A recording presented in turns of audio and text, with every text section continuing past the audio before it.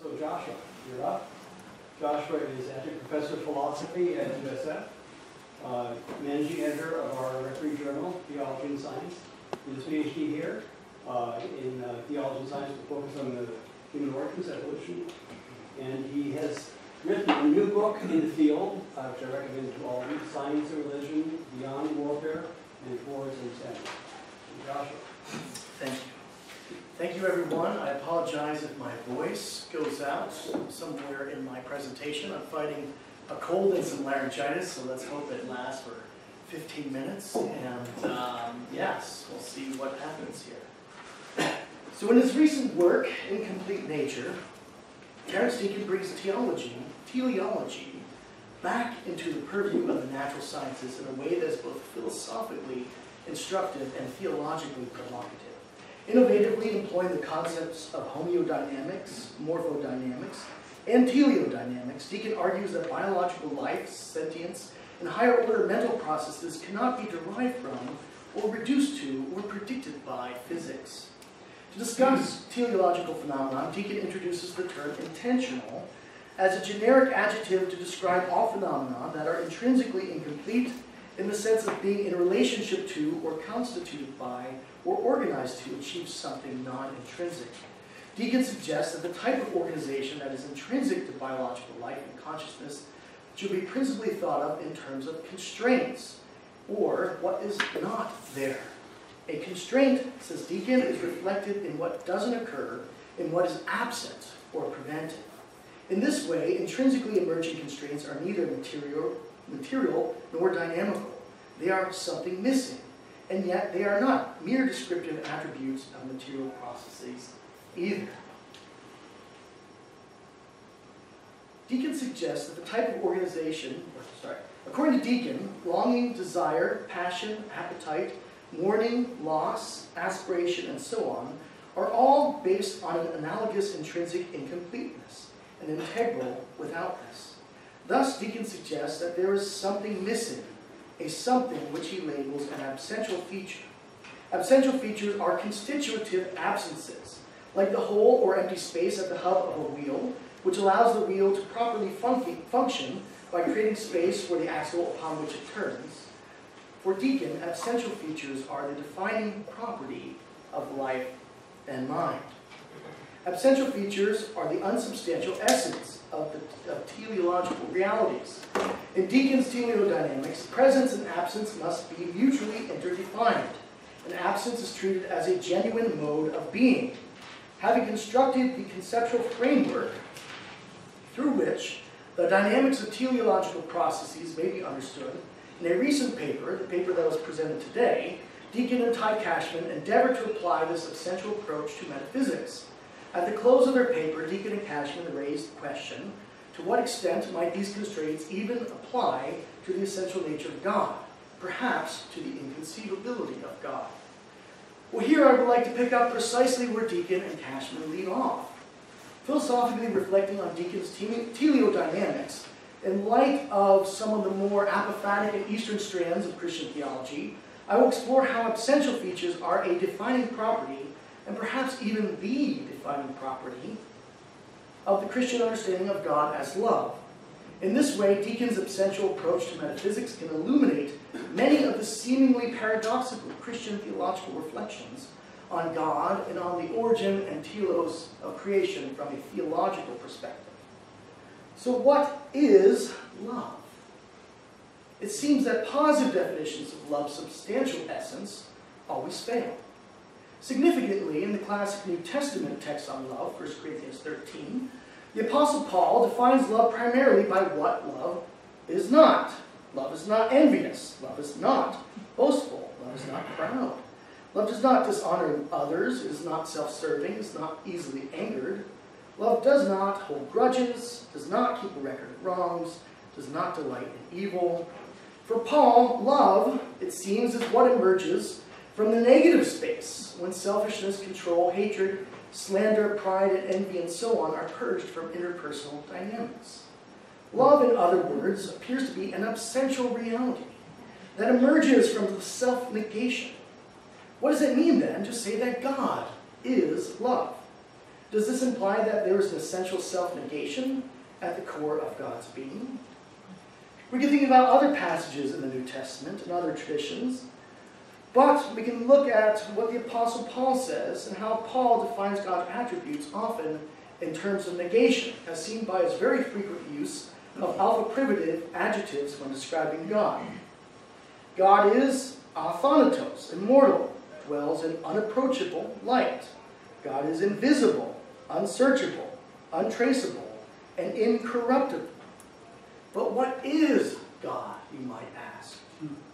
For Paul, who is revered by Dionysius the Areopagite as the true founder of the Christian apophatic tradition, all affirmative theological contemplations must ultimately be sacrificed at the altar to the unknown God. But before Dionysius laid the foundations of apophatic theology in the Latin West, the Greek-speaking Eastern theologian Gregory of Nyssa spoke of God's essential presence as a luminous darkness. For Gregory, God's presence is deeply discovered in a cloud of darkness where God appears to be absent. When created beings seek to approach God, they encounter a chasm, an ontological gap between the Creator and the created. But while this chasm would appear to be a negative space where God is absent, for Gregory, the chasm or cloud of darkness is ultimately a positive symbol, signifying quite paradoxically God's profound presence within creation. This encounter with absence and darkness marks the pinnacle of the spiritual journey towards God, as it entails, says Gregory, a seeing that is not seeing. For Gregory, the inaccessibility of God's essence is paradoxically God's genuine and intimate presence. In this way, God's absence is a sort of constitutive absence that functions to inform one's knowledge of God's presence. Ephraim the Syrian, an Aramaic-speaking contemporary of Gregory in the Syriac Church of the East, similarly stresses that God is most profoundly present in God's absence. For Ephraim, positive descriptions and affirmative definitions of faith seek to confine the boundless God within the boundaries, while the truth is that we are incapable of saying anything affirmative about the divine nature. The creative tension between God's absence and presence is expressed in Ephraim's frequent use of the terms hidden and revealed. God's absence in creation is a revelation of God's presence in creation, while Ephraim describes this relationship between God's absence and presence as a paradox. We might ask if Ephraim's point can be better illuminated through Deacon and Cashman's Telian dynamical discussion of constitutive absence, where such is treated as a genuine mode of being, which seems to be the essence of what Ephraim is saying. Taking a more systematic theological approach in enlisting the insights of the Christian apophatic theological tradition regarding the hiddenness of God, Paul Fiddes perceives 4 sites or more modalities where God's absence might be interpreted as constitutive absence. The first modality, where God is essentially present, is in the act of creation itself. When God creates, God does so in a way that does not suppress, but rather encourages the otherness of created beings. This is an insight that goes back at least as far as Basil of Caesarea, who was a close friend of Gregory of Nyssa. And according to Basil, God's presence through absence, or absential presence, if you will, is the engine that drives creaturely autonomy as God makes creation to make itself. You might call Basil a very enthusiastic evolutionist, because he uses the term evolution as a sort of unfolding, but it's more complicated than that. For Basil, the negative, yet constitutive, space of God's absence drives the unfolding of creation in a literal process of creatio ex nihilo, but here the nihil is not an absolute nothingness, rather it's a sort of functional nothingness. Basil is the first one to talk about this as he introduces the concept of angular momentum, which finds its way into Galileo as well. This, as Fiddes explains it, means that in the act of creation, God opens up a kind of negative space within God's own being, which allows created beings to develop, act, and dwell. German systematic theologian Jürgen Moltmann has reflected on similar themes, employing the mystical theology of Nicholas of Cusa and the Jewish Kabbalistic tradition of Tzimtzum. Here, God withdraws from the fullness of the divine being in order to make a space of nothingness from which creation can emerge out of absence. In this way, the creator of the Jewish and Christian theological traditions is not an unmoved mover of the universe. On the contrary, explains Mohan, it is the affirmative force of God's self-negation which becomes the creative force, as a limitation that makes creation possible. The divine absence that Moltmann describes here as a creative presence can perhaps be better understood within the conceptual framework of Deacon and Cashman's teleodynamics and their metaphysics of teleodynamics. Here, the constraints or absences themselves are the crucial creative factors involved in the forming and informing of physical reality as it moves towards its telos.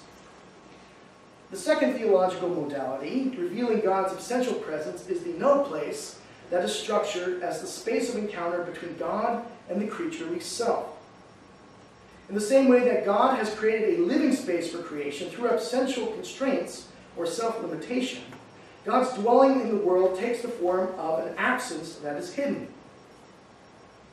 The hiddenness of God, says Fides, requires both the presence and otherness of God, but is not a totalitarian presence suppressing the otherness of created beings.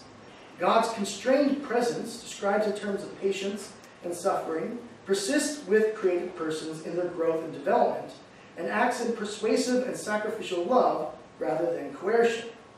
Thus, according to Dietrich Bonhoeffer, God creates the world in such a way that creatures are to live in it as if God didn't exist. The philosopher John Hick describes this divine absence from creation as an epistemic distance. Following a line of argument that goes back to the 2nd century Irenaeus of Lyon, who argues for the necessary imperfection of creation, or the incompleteness of creation, Hick contends that the Creator must be absent from the immediate consciousness of creatures in such a way that independence and freedom may emerge.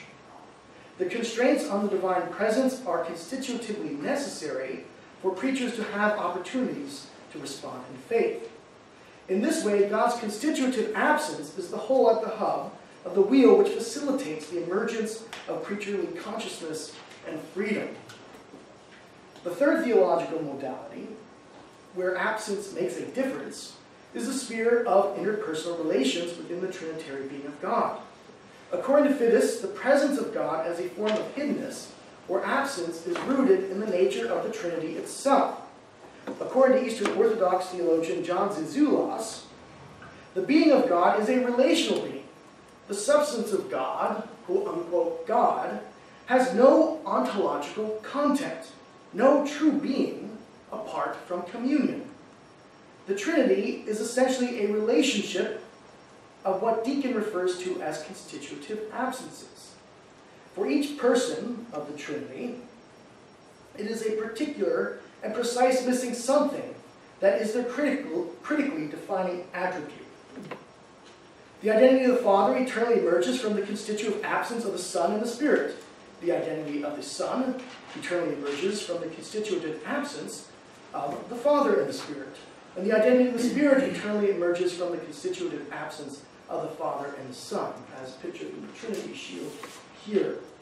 In this way, the being of God does not subsist in some sort of substantial essence, but rather God's being is identified with the dynamics of interrelational communion. As Fides explains it, the persons of the Father, Son, and Spirit are wholly constituted by their relationships to each other. Eastern Christian apophatic theology, such as that found in Maximus the Confessor, endeavored to remove the question of truth and knowledge from the domain of Greek theories of ontology in order to situate it within that love, within the ideas of love and communion and relationality. Thus, Zizoulas introduces a relational ontology that goes back to both Gregory of Nyssa and Basil of Caesarea.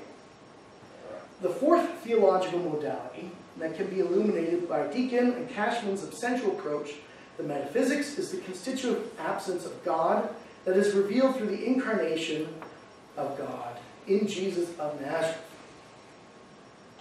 When the Gospel of John speaks of the logos of Heraclitus becoming flesh, it describes Christ as a tabernacle or a tent of God's presence.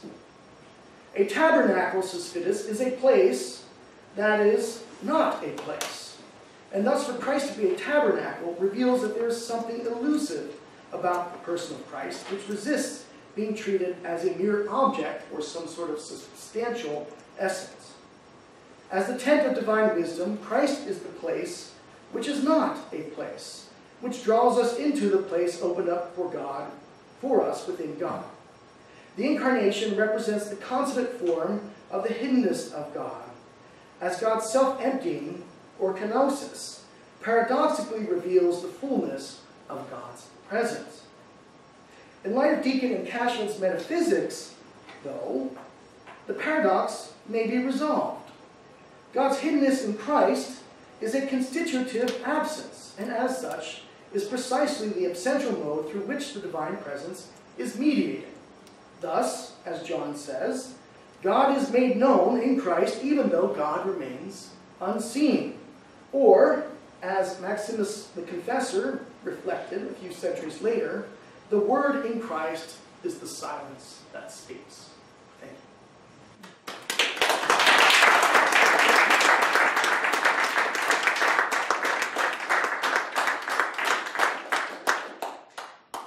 Wow. I'm converted. Quite extraordinary. I had touched on this stuff.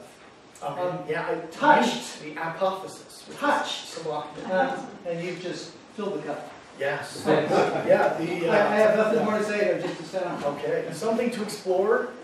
It's a more Eastern tradition. Yeah. Yeah, Which, yeah. and in between, Yeah. it's where it happens.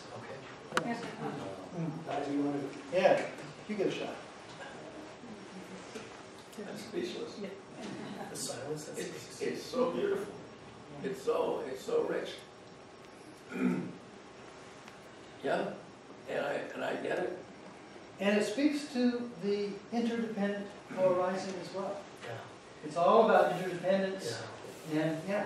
There's a whole history of Eastern Christian and Buddhist dialogue too, Oh, on that same point, which is wouldn't surprise me. has a fullness of resources. How little we know some things. Yes. I look forward to having a copy. Yes. Yes. And, yeah. You'll see the longer versions. We have 2 minutes left. Adam wants to. Yeah. So, Josh, what's your take on what this does in terms of conceiving of absence in relation to agape versus eros? Because you use love sort of plainly, which is fine, Yes. but you might get very different outcomes depending on whether or not you're running this constitutive absence through different definitions of love from the Greek tradition, since you're working so closely there. Well, with the apophatic tradition, they're certainly mixed. Right. Right. Which is also what I was curious. Agape gives rise to eros, and both of them go back and forth. Right. In the sense of longing, going back to the Song of Songs, which are the first images of desire. There is this incompleteness. There's even this idea of space made within the Trinity, which is the developing of the bride of Christ, which Revelation ends in a marriage celebration. And so there's this idea that even the Trinity is not complete because the bride of Christ is the next step in the telos of this cosmos. So they certainly relate, but I think in different ways. I think they're separate, but the boundaries not quite precise. Well, thank you, Josh. Thank you. So